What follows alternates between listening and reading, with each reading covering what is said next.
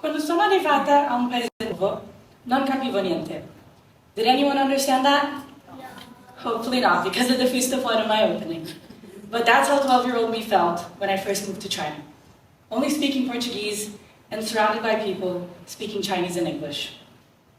It felt like I had landed on a different planet. But that was the moment I realized that dreaming big doesn't always start with confidence.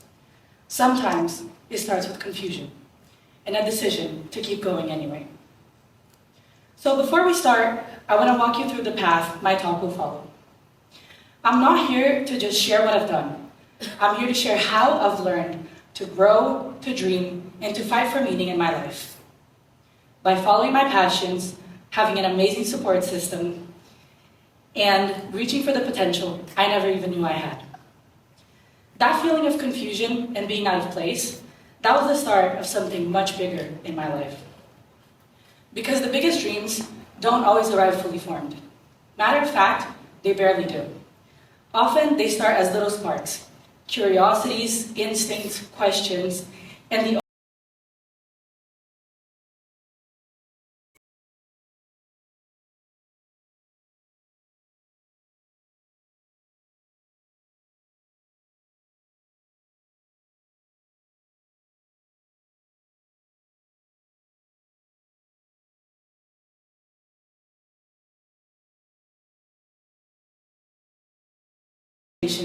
and do loads of research on the medical field.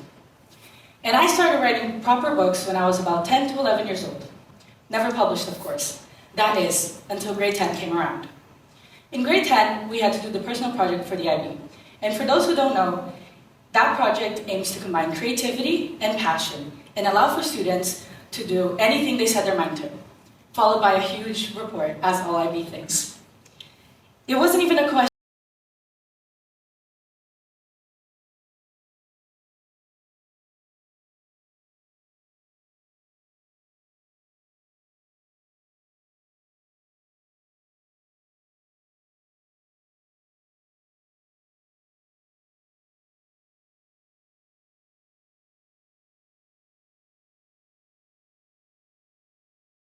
My eating disorder journey, which started when I was about 8 years old and was left untreated until I was 15, because I was in denial and I wanted to keep the perfect daughter ideal.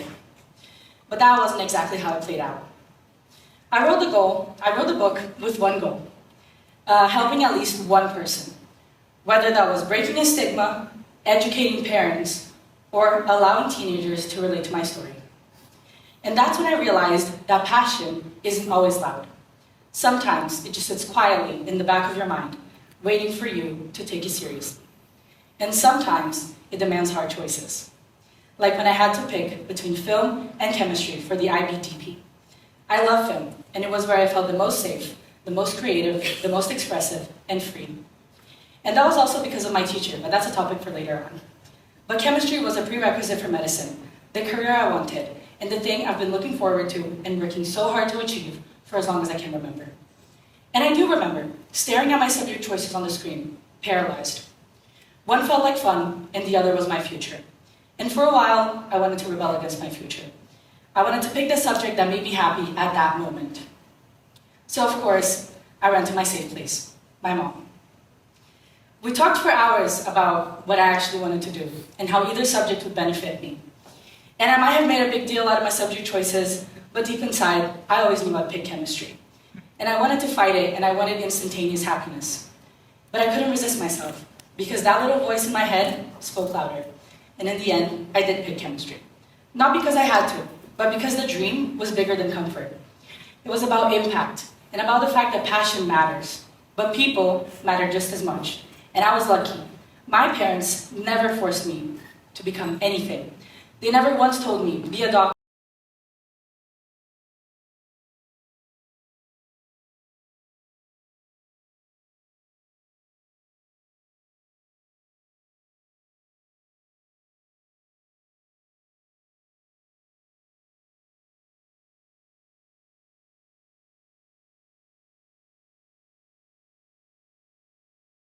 He's a bit different. He's the one who pushes me, especially in sports. For years, he pushed me to be better. But he never taught me to find my limit. He never taught me to reach my limit. He taught me to find it. And then push past it. Because your mind stops before your body does. One time, he took me on a 90K bike ride to Suzhou. And at so many points, I wanted to give up. And I was mad. And I have no idea how he put up with me to this day. But he did. And he did it calmly. And I didn't realize it at the time, but that moment taught me what he'd been teaching me all along. Your limit isn't where you stop, it's where you start to grow. And it's not just parents. I had a chemistry teacher in high school. One of those teachers who made you safe to be wrong. I completely bombed the chem quiz and I expected the worst. But instead of disappointment, he said, good, now we know where to begin and we know what mistakes we need to fix. And another great example was my film teacher from grade 9. I never really understood how, but he just made me a better person. He was always there for me, and I knew I could always count on him. It was more about just listening to what I had to say and giving me advice as a person than a student. That was really important for me. And that changes everything, because when people around you believe in your potential, it makes it easier to believe in yourself. At home, my parents were honest. If we were struggling financially, they would tell me. If there was a family issue going on, they would tell me in a way I could understand. And that kind of transparency builds something more important than obedience. It builds trust. Trust is what makes you brave enough to try, even if you fail. I never really felt the need to lie to my parents, because I figured out it was better for them to find out from me than from someone else. Which also encouraged me to take calculated risks. And I didn't have to be scared of them finding out, because they were the first to know. Which brings me to my last piece, potential. Dreaming big sounds exciting, but most of the time, it's uncomfortable, because it means doing something you're not sure you can do. I moved to China when I was 12 years old, and I come from a small hometown. My hometown is a very small town in Brazil. So I only knew Portuguese. I knew no English and definitely no Chinese. And I was terrified. I felt lost. But feeling lost gave me the opportunity to find myself, which is why I believe this experience shaped a lot of who I am today. I had to adapt, I had to listen, and I had to make sense of sentences I barely knew the words of. And in 1 year, I did learn most of the foundation of English. But of course, we had the COVID pandemic. So I had the basis down, and nothing else.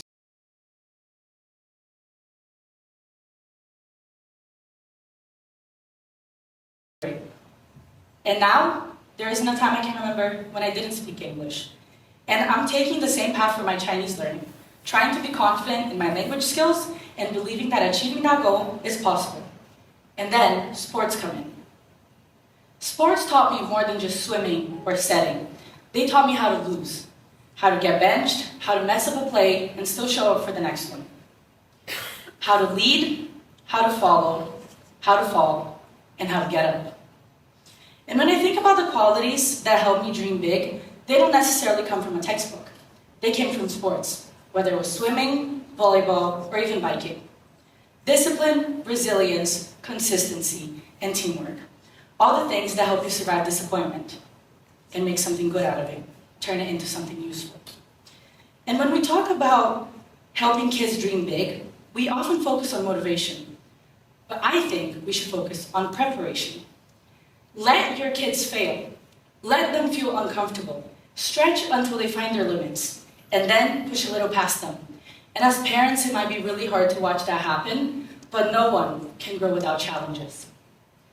Because failure in a safe environment isn't failure at all. It's training. So to parents out there, your job isn't to build a perfect world for your child. It's to prepare your child for an imperfect world. My mom always said, don't focus on fixing the world we will leave for our children. Focus on what children we will leave for the world. Because if you shape a child that is strong-willed, resilient, and understands their potential, the world around them doesn't matter, because they will be able to conquer it. And to parents, to students, your job isn't to have everything figured out.